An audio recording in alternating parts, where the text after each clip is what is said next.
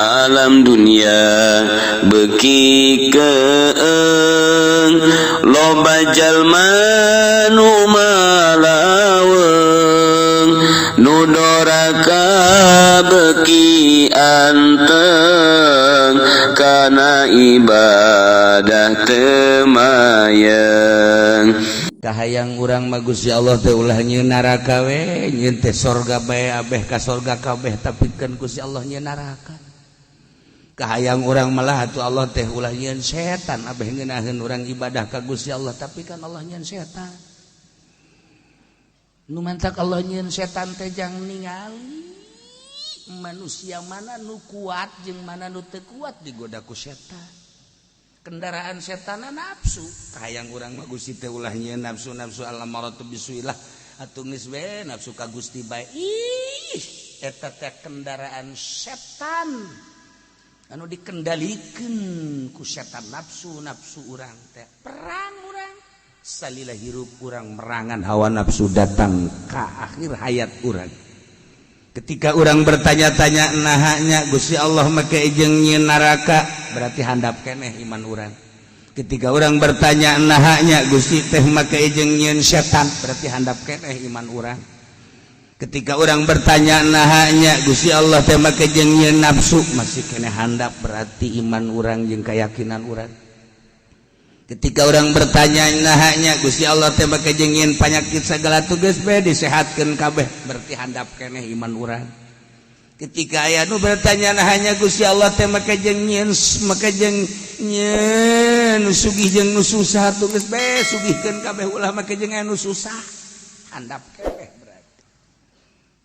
ai pangkat nu luhur bacara kang jara Sayyidina Abu Bakar Siddiq radhiyallahu teu pernah aya tawar menawar teu pernah aya tu nyatanya sami'na wa ata'na cek Allah wajib urang makan cek Allah haram teh masih keneh we nanya cek Allah keriti haram masih nanya kunaon make diharamkeun nya man urang teu boga duit ai dek meuli mah ngeridit makan lumayan sanajan beda harga ge eta teh akan meureun padol Allah goblok padol Allah eta sakelas kiai eta ngomong kos kitu ih atuh geus teu daek sadar teh kieu oh teu meunang geus eta teu meunang masih kene diutak-utik kene aju ceramah deui saha nu ngaharamkeun je dunia mah teh ku urang ge diatur-atur lagi atuh ku urang diatur bae mah teh kunaon ini ja'ilun fil ardi khalifah bae budak ngadalil soekeun abak teh sungutna kiai make ngadalil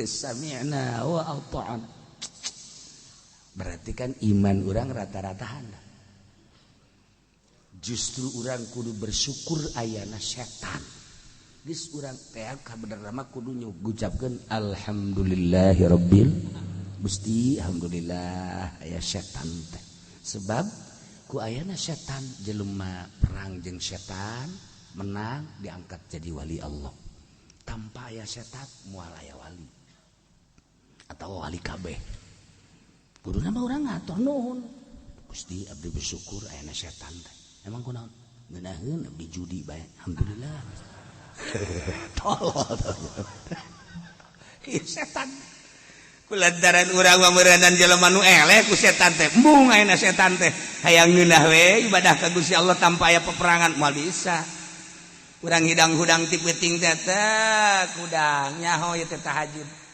wa minal laili wa tahajjal bihi nafilatan lak asa aya ba'saka be maqama mahmuda hayang boga maqam mahmud teh asa diharapkeun supaya boga maqam mahmud urang kudu tahajud nyaho ta urang teh nyaho beuh mantep jasa komo nu sok ceramah mah oh bisa ka batur tahajud besorangan lah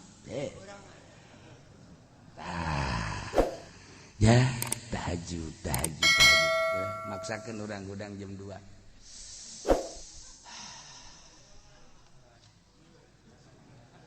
karek hudang doang ngecak anggal sini cak anggal sini indah deh enggak lama entar jam 3 aja sini aja setan niupan pan kadaya ka punduk tiis mata nu bentat ya ku setan ditiup. Kurang digitu-gitu kan mata teh. Setan nyingkir. Kayak urang geus leupas bae kitu ditiup.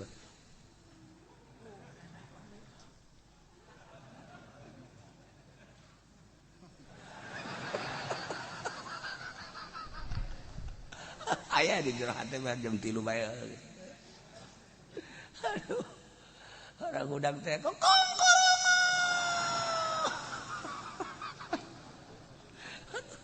Ya Allah, emang teu berat teh perjuangan eta perjuang ieu keur carita berjuang maksudna perang teh kos kitu teh perang.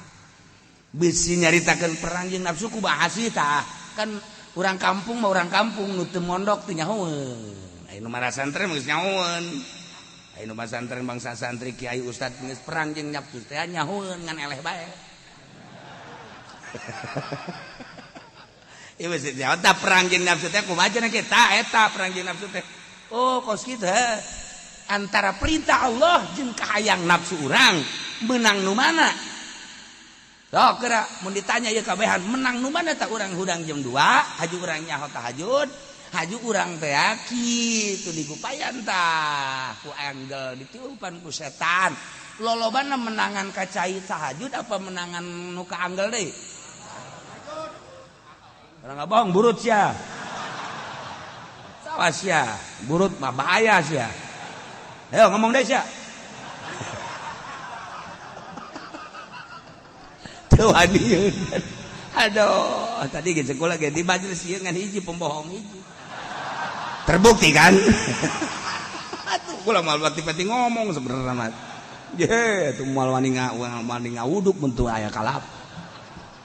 Nah, iya tah bentuk perang teh kos kitu ngaranna. Bentuk perang teh kos gitu. Waduh, lain sambarang. Guys, dimenangkan guys orang. Menang. Ya, cak kiai ge perang. Handi, hoyo, lanjut. Wah, Akbar. Keur tahiyat. La ilaha illallah. Setan mah terus bae. Tahiyat asyhadu an la ilaha illallah. Ditiupan. Urang kan teh nyaho setan di mana arahna. Salam tahajud pabajikan lagi tahajud tuh salam tahiyat potongan mana panjang amat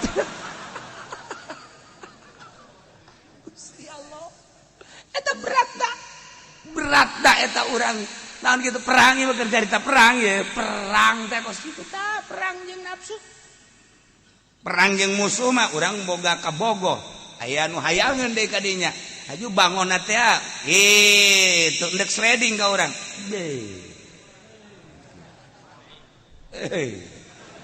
Padahal mah itu gendut, urang leutik tetep. Itu hebat, urang itu hebat tetep bae.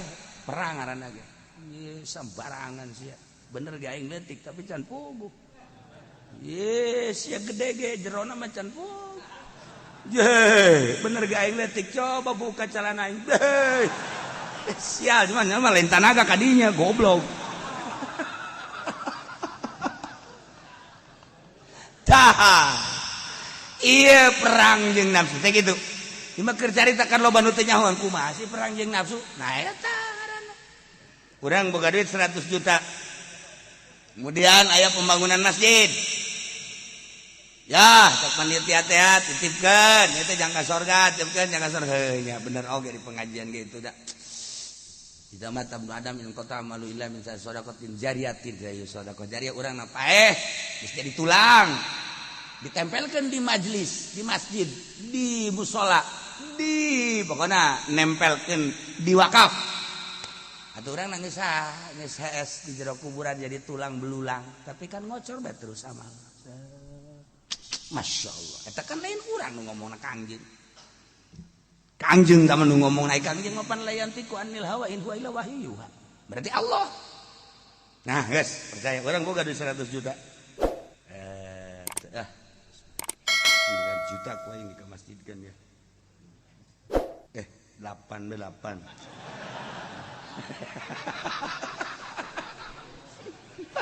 Ah, itu 5 lah 5 geus 5 bagi 2 guys. 5. Geus dihitung 5.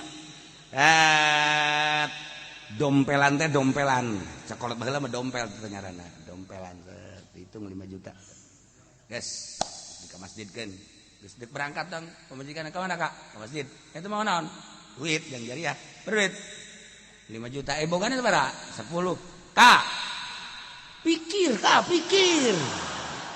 normalkeun emang kunaon itu kebutuhan orang kan loba keneh masa 5 juta sih eta mah setan bungkelegan ngaranna setan bungkelegan tah ngaranna atuh sabaraha teh kebutuhan ji urang mau butuh keneh tuh masih pejalubaan ieu nya hadena siang ada kesehatan tolol pan urang ge sarua oh budak sarua jeung ketua MPR nya eta ah sabaraha tuh wajarna 1 juta bae sih urang sok ese-ese oh tuh 1 juta nu tadi radek 9 juta teh anu jangka masjid dibalikeun jadi 9 juta anu ka imah eta kos kitu eta kos hitungan kuari hitungan pilpres eta dibalikeun nah ieu mah keur carita siapa sok aju iya dengekeun sia mah 9 juta nu jangka masjid kudu 9 juta dibalikeun masyaallah kalau pasang ngomong bae aing tah aing nang disia keneh aing HP teu boga naon teu boga nah ieu ngaranna perang jeung nafsu urang teh kos kitu tah masyaallah tapi lamun urang kuat mah 5 juta lah sudah 5 juta cek majikan ka di mana masjid naon tuh jariah berduit 5 juta kak otak atuh pikir ka ulah 5 juta atuh jauh urang loba kabutuhan setan sia tungtung nama urang jariah pepegatan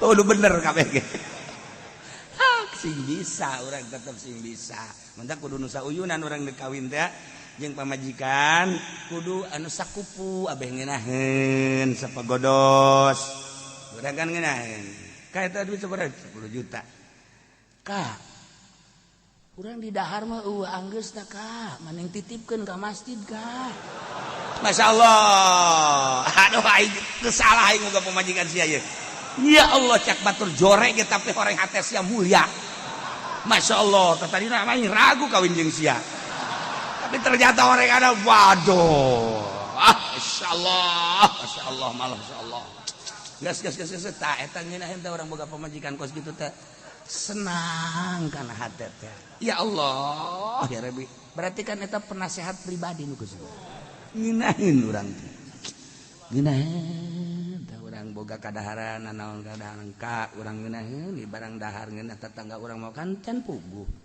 atuh matak naon bikin heula ka tetangga tah teu pamajikan kos gitu neangan coba ewe modal kitu ewe cewek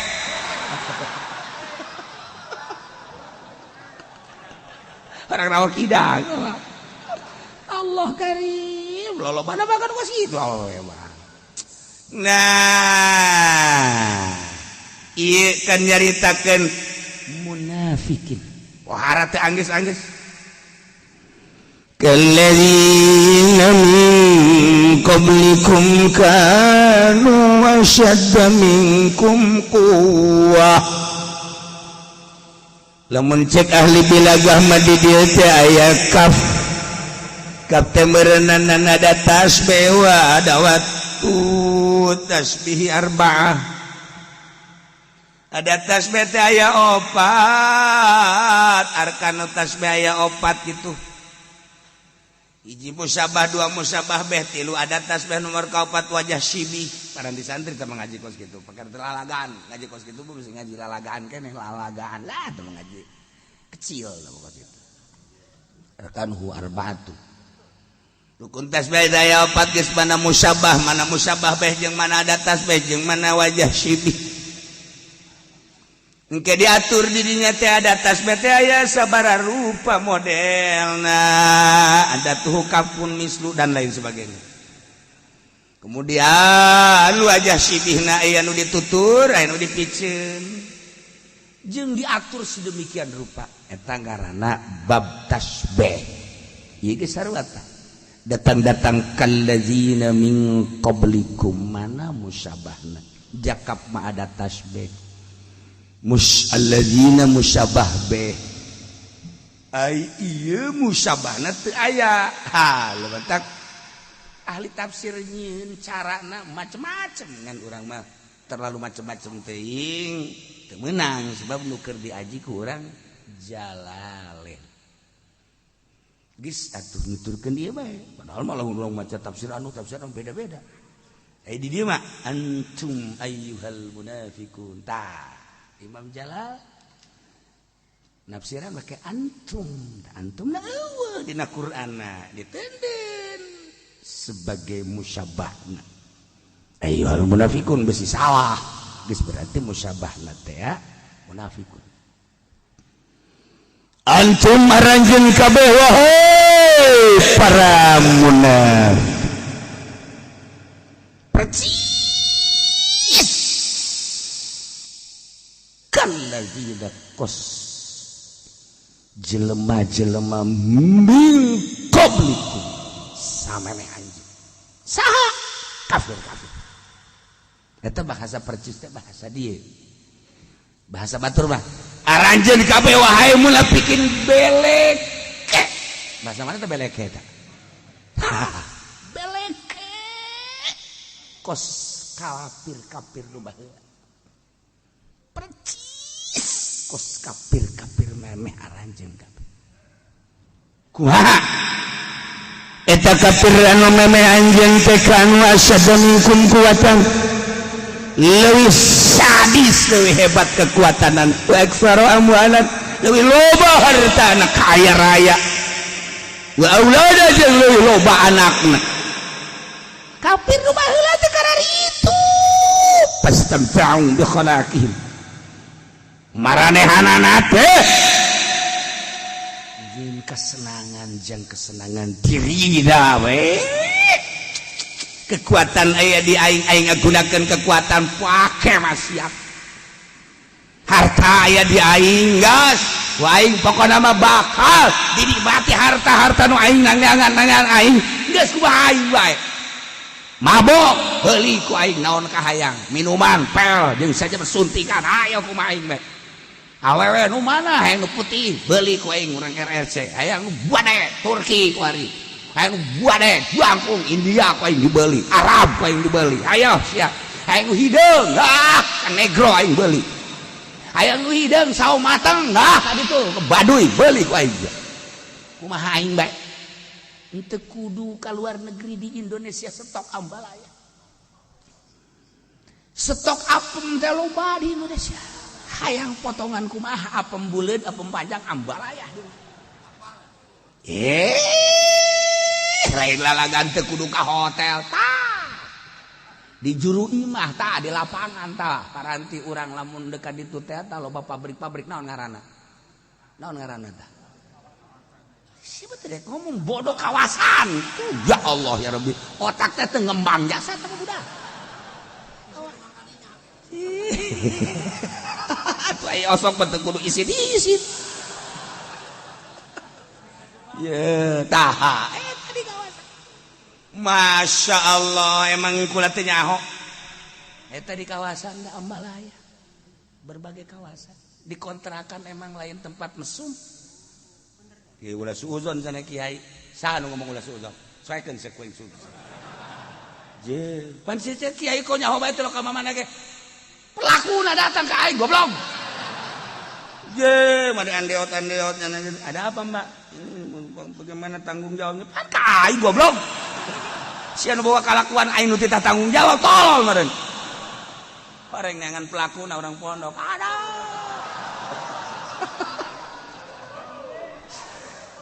Kumaha tuh aya sababaraha awewe anu dizinahan ku kiai nyaho pula naudzubillah min dzalik wa min dzalik wa min dzalik nyaho pula di daerah Sepatan aya kiai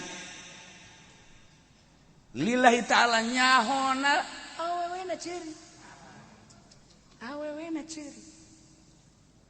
nyaho ini fotonya Pak Kiai ya Iwau.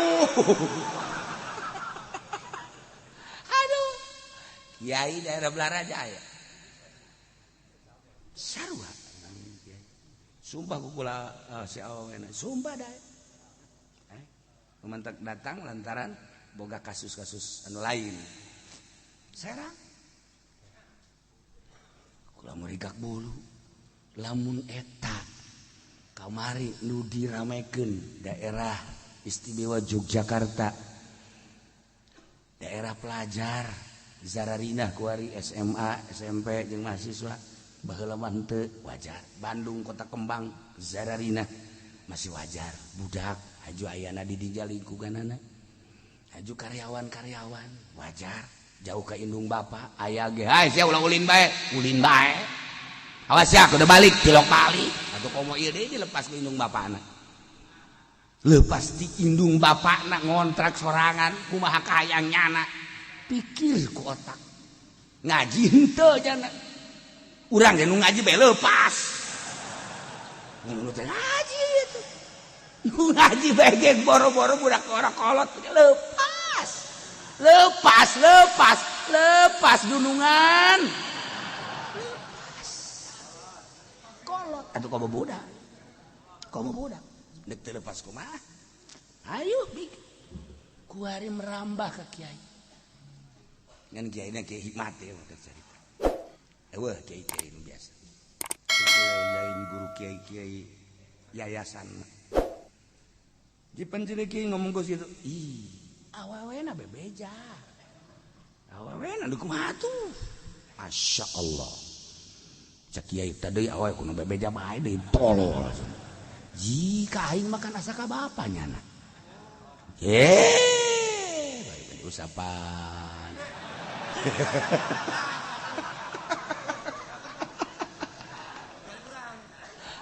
ngusapan hatena ini mah sia babiri tolol salah bae goblok. Nah hatena diusapan kitu naluna kena eureun tah mendek jeung sahabat kalakuan mah teu bagus eureun supaya wauh ka Allah lantaran hirup dek naon tuh di dunia sakedeung kunaon pake kitu ada. Nah dek dilunakeun eta. Nah ieu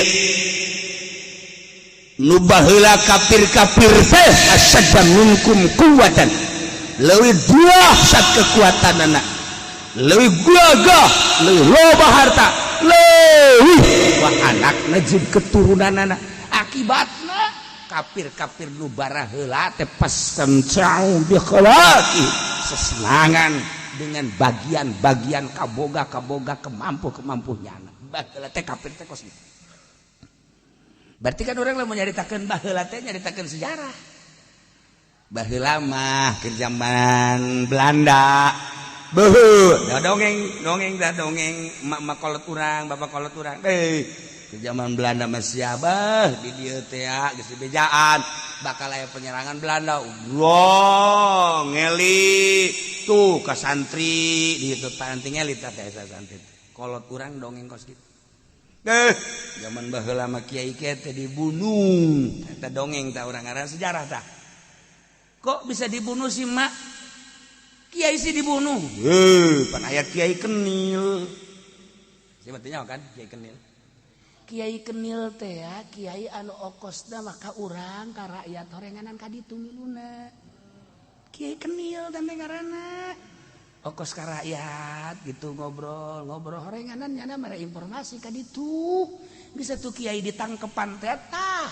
menang kiai kene eta kiai kenil baheula zaman Belanda kuari mah leuwih parah orang nyaritakeun sejarah eta ye kiai nu sok laporan bae pan ka ditu kiai nu sok laporan bae ka ditu kiai anu padahal mah ngan sakadar dibere duit gelas sabaraha perak baheula mah perak sen baheula mah paling ge dibere susu bae susu kadele bae teh eta teh kos kitu teh tah ti baheula tah urang kajarita sejarah zaman Belanda teh kan kos kitu.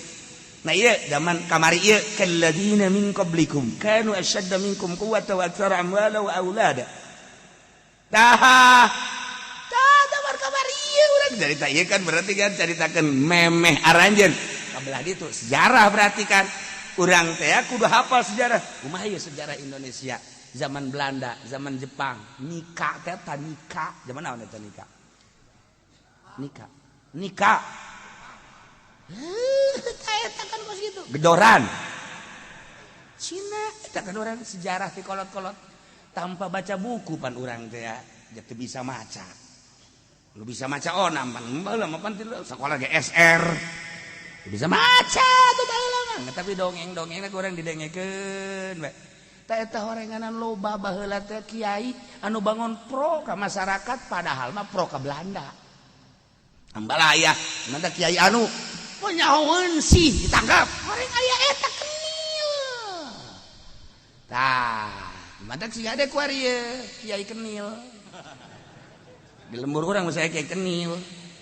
Eta, besok lapor. Masya Allah.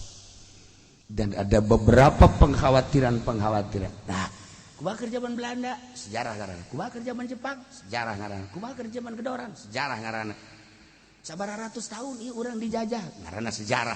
Kumaha ka ditu kumaha memang. Oh, urang nyaritakeun Belanda ngajajah urang teh berabad-abad. Eta karena sejarah, eta kakarak sejarah urang. Urang nyaritakeun sejarah Uzbekistan kumaha. Babari aya kitaban. Urang nyaritakeun sejarah Baghdad kumaha, aya kitab kan. Urang nyaritakeun Yerusalem kumaha sejarah. Urang hayang nyaho sosok Imam Ghazali bae bakal kabawa sababaraha negara. Bakal kabawa lahir di mana Imam Ghazali? Terus ka mana ieu berangkat dalam rangka naon Imam Ghazali ti Iran, terus ka Baghdad, terus ka Yerusalem, terus ka Mekah. Kabawa tak kabeh basa masa nyana jeung dalam rangka-rangka nyana kabawa ngembang otak urang. Urang nyaritakeun Bung Karno bae, Bung Karno bakal ngembang lahir di mana, sekolahna di mana, babaturanana saha bae, unggal kabupaten loba jasa babaturanana para kiai malulu. Terus berjuang jeung saha jeung kumaha, tujuan Bung Karno berjuang teh kumaha? Akur henteu jeung perjuangan urang zaman ayeuna sebagai penerus ngamerdekakeun sakitu hesena, ieu neruskeun leuwih hese kos ngabangun pondok pesantren, bebari ngabangun asal duit tapi melestarikan pondok pesantren hese. Hese tah urang ngebangun pondok pesantren babari asal duit jual sawah atau naon bisa dek tapi melestarikanana bapana teu aya, ilu teu aya pesantren. Eta hese melestarikan. Nah, ieu sejarah. Sok urang bacaan sejarah di lembur urang teh aya kokolot kubatah waktu hirup kokolot di daerah adu teh aya tabak eta karena sejarah. Nah ieu teh keur nyaritakeun sejarah munafik teh. Sejarah orang munafik teh horenganan nuturkeun jelema-jelema nu baraheula kafir-kafir. Ketika urang nyaritakeun kafir, weh anjeun teh wahai munafikin kadzina min qablikum seperti kafir-kafir nu meh maneh bae. Kalau asadda minkum kuatan tuh nomor hijina Firaun kunaon hajokos Firaun sia tuh Namrud kunaon hajokos Namrud tah eta sejarah ngaranna ya tuh belah dieuna kunaon hajokos Abu Jahal sia kunaon kos Abu Lahab sia eta sejarah ngaranna maca kurang sejarah horeganan kalladzina min qablikum baheula teh loba kafir-kafir semau gue kekuatan aya di aing kagagahan aya di aing harta aya di aing jabatan aya di aing misalna keur boga jabatan anak aya di aing anak buah aya di aing konco-konco aya di aing hirup kumaha aing bae digambarkeun ku Gusti Allah kafir nu baraheula teh seperti eta pastamta'u bi khalaqihim sesenangan nyana ku bagian-bagian nyana mabok terus bae zina terus bae dahar kumaha kadaek manehanana kendaraan jeung sajabana geus aturan-aturan. Geus sejarah kafir-kafir nu baraheula tuh Firaun tuh Namrud belah dieuna tuh Abu Jahal tuh Abu Lahab jang urang belah dieuna tah kenil-kenil tah kiai-kiai tah besok bulak-balik ade bulak-balik nyaho comot bulak-balik comot saking hade tah urang-urang jadi kos gitu sing hade urang menyaritakeun Jawara tuh Jawara zaman eta mah deui duana si eta pang Jawarana pokoknya nyana mah saok kadua gaplok nyana mah geus ta eta ngaranna urang buka sejarah tuh kan itu baheula anjeun teh wahai para munafikin persis kos kafir-kafir memeh anjeun bae boga kagagahan leuwih dahsyat tibatan anjeun hartana leuwih loba tibatan aranjeun anak buah jeung anakna leuwih loba tibatan anjeun boga kekuatan segala rupa aya di manana maranehanana teh senang-senang dengan bagian-bagianan kunaon atuh maneh teh fastamta'tum bi khalaqikum kama istamta'al ladzina min qablikum bi khalaqi aranjeun teh sesenangna hei munafik dengan bagian-bagian anjeun kaboga anjeun sakumaha sesenanganna kafir-kafir memeh anjeun dengan bagian-bagian kunaon haju nuturkeun maneh wa khuttum anjeun asup dina kabatilan bahkan mencaci maki terhadap Kangjeng Nabi kunaon asup ka dieu sarua nu baheula ge baheula kafir teh Firaun musuh jeung Kangjeng Nabi Musa Nablug musuh jeung Kangjeng Nabi Ibrahim alaihissalam dan selanjutnya setiap nabi musuh nabi oh terus bae kiai kuari teh boroga musuh sarua bae wa khudtum fil batil wa ta'ani fil nabi anjeun terus silulup asup nulir ti beda jeung silulup dina kabatilan jeung nyaci baki terhadap Kangjeng masyaallah kana dia khadu percis kos du barah heula bae kos kitu kunaon haji percis kitu marana teh wahai munafik nah munafik anu nyarupaan ka para kafirin padahal mah kafir nu boga kakuatan leuwih dahsyat maneh mah can sabaraha kafir mah leuwih hartana pohara jasa maneh mah can sabaraha kafir nu barah heula teh leuwih loba anakna jeung anak buahna maneh mah can sabaraha nu barah heula jeung maneh ulaika habitat a'maluhum fid dunya wal akhirah wa lebur amal-amal di dunia lebur hilang jabatan anak dengan mati atau hilang kekayaan anak dengan dimiskinkan ku Gusti Allah atau hilang kegagahan anak lantaran dicabut ku Allah tanagana deuleu ku urang loba nu kamari ieu ulah wakal belah ditu loba jasa nu gagah zaman kamari ieu mobilna mentereng imah mentereng pamajikanna pohara kuari lempang ge di papa setrau setrau gana haha saha eta bos anu mana kagagahanana mana hartana mana jabatanana desa etik jenderal di papa desa etik letnan di papa desa etik bos encek nu kamari ieu nya asa aing hirupna teu saeutik kuari ngomong geus ngacai bae ngacai geus aya di dieu di irung ngacai di ceuling ngacai teh mah lain ngacai cule ngaranna tah eta geus daya sejarah kana dia khad ulaika habitus amalu di dunia hancur pagaweanana habitat a'maluhum kehancuran geus paeh mah jelas di dunia paeh atau dicabut kekayaan miskin atau dicabut kekuatan jeung gagahanana hina dicabut harismana dhaif Allah Maha Kawasa teu saeutik nu gagah jadi lemah anu kaya jadi miskin wow teu saeutik Maha Kawasa Allah saksikeun ku mata urang mun jelema asa aing mun kugura dicaritakeun mah seputar urang mah ti Jati ka Pasar Kemis terus ka Cikupa terus ka Sepatan emang teu saeutik emang naon kitu garana henteu loba kitu jelema nu gagah tatadina kuari hancur-hancuran anu tatadina asa aing kuari geus eueuh naonan sok randapan geurang ulah jauh-jauh sakitu teh heulana nah ieu mah keur carita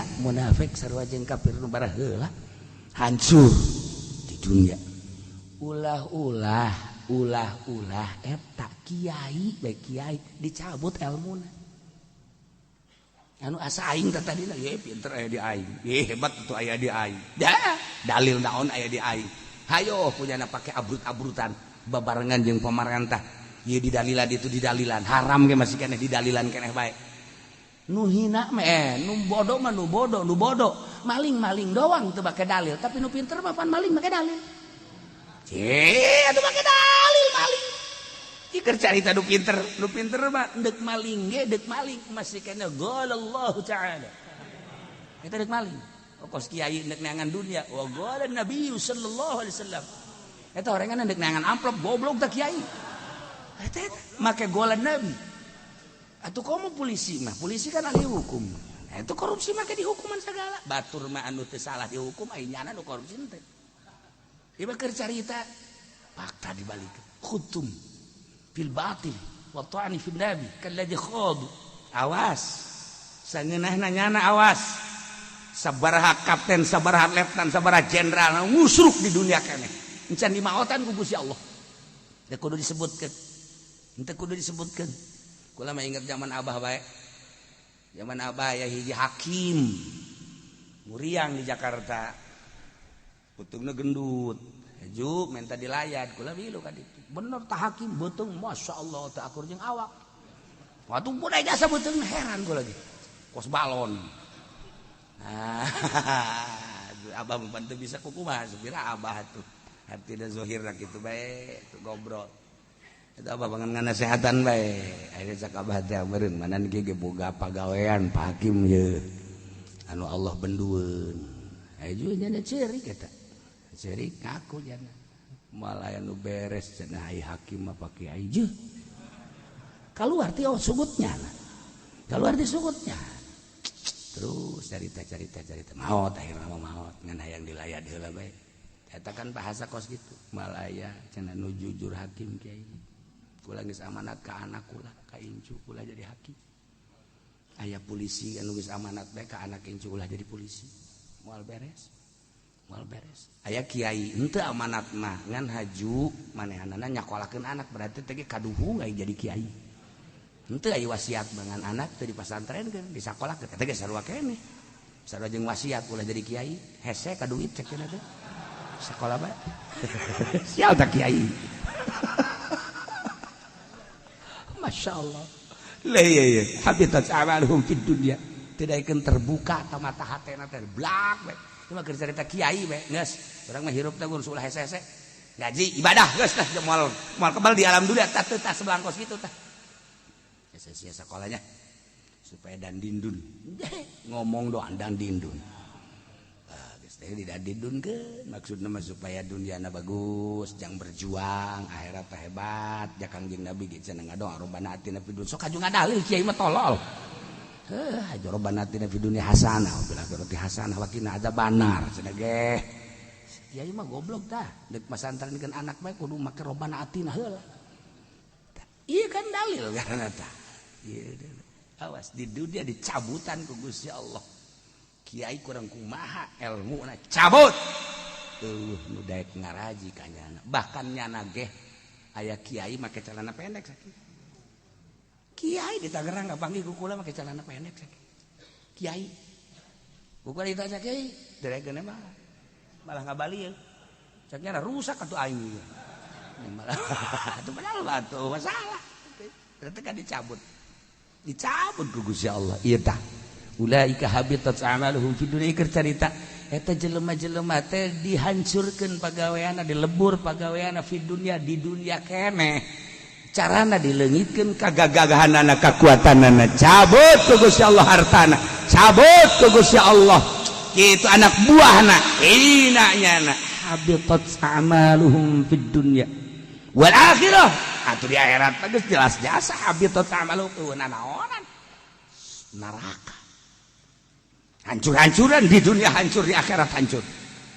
Ulaika humul khasirun. Dah, eta jelema kafir-kafir nu bara heula teh jelema nu rugi. Ku harita nuturkeun ku munafik sarua anjeun teu sabaraha kakayaan dibandingkeun jeung nu bara heula. Anjeun teu sabaraha kekuatan dibandingkeun jeung nu bara heula. Anjeun teu sabaraha anak buah dibandingkeun jeung nu bara heula. Nu bara heula sakitu gagahna aya di nyana segala di nyana hancur dunia jeung akhirat atuh komo sia leuwih handap tibatan nu bara heula. Leuwih hancur sia mah. Na ieu urang ulah haju neuleuh ka pagawean jelema-jelema munafik. Sejarah nu dijelaskeun di Al-Qur'an jelas. urang mah sejarah nu kamari ieu bae sejarah bangsa Indonesia sok bukaan deui ku urang perjuangan nenek moyang urang nu diseret nu ditembak nu kena murtil terus anu ngalanjutkeun perjuanganana datangkah terjadi kemerdekaan setelah merdeka kumaha ieu teh tujuan maksud leluhur urang ngamerdekakeun negara Indonesia teh terus dan selanjutnya baca kurang sejarah jeung sejarah lamun kurang baca sejarah perjuangan kiai datang ke mana baheula kemudian perjuangan jenderal datang ke kumaha baheula teh aya nu hirup teh jelas aya nu hirup dua kaki ka dieu nincak ku ari ge sarua bae kos kitu ilah baca sejarah ieu keur carita munafik teh horenganan okos kafir nu barah heula nuturkeun nya asup dina kabatilan mencaci maki terhadap Kangjeng Nabi atuh nu barah heula sakitu kuat gagah jeung hebat teh halal hancur atuh kok ieu urang ulah jadi hancur mudah-mudahan urang ditangtayunan ku Gusti Allah Subhanahu wa taala nagara urang mudah-mudahan ditangtayunan ku Gusti Allah politikus urang mudah-mudahan ditangtayunan ku Gusti Allah para pembesar mudah-mudahan ditangtayunan ku Gusti Allah sehingga negara Indonesia negara anu jujur adil ulah aya huru-hara aman tanpa aya keributan bi barakati ummul Quran al-Fatihah. Bismillahirrahmanirrahim. Alhamdulillahirabbil alamin arrahmanir rahim maliki yaumiddin iyyaka na'budu wa iyyaka nasta'in shiratal mustaqim shiratal ladzina an'amta 'alaihim ghairil maghdubi 'alaihim waladdallin. Informasi kurang ngaji tinggal sakali deui geus minggu hareup urang teu kudu mawa kitab insyaallah urang ngabahas tentang Ramadan iraha tanggal hijina jeung cara-cara puasa anu bagus insyaallah minggu hareup urang penutupan pengajian. Allahumma shalli wa sallim ala sayyidina Muhammadin fil awwalin wal akhirin wa barik wa sallim wa radiyallahu ta'ala an sadatina ashabi sayyidina Rasulillahi ajma'in. Ya Allah ya Rabbal alamin Allahumma arinal haqqa haqqa warzuqna tibaa wa arinal batila batila warzuqna tinaba wa la taj'alhu mutashabbihan alaina fanattabi'al hawa Allahumma hdina siratal mustaqim Allahumma hdina siratal mustaqim Allahumma hdina siratal mustaqim siratal ladzina an'amta 'alaihim minan nabiyyin wasiddiqin wasyuhada'i wassalihin wa hasuna ulaika rafiqa dzalikal fadlu minallahi wa kafa billahi alima wa shalli wa sallim ala jamil anbiya'i wal mursalin.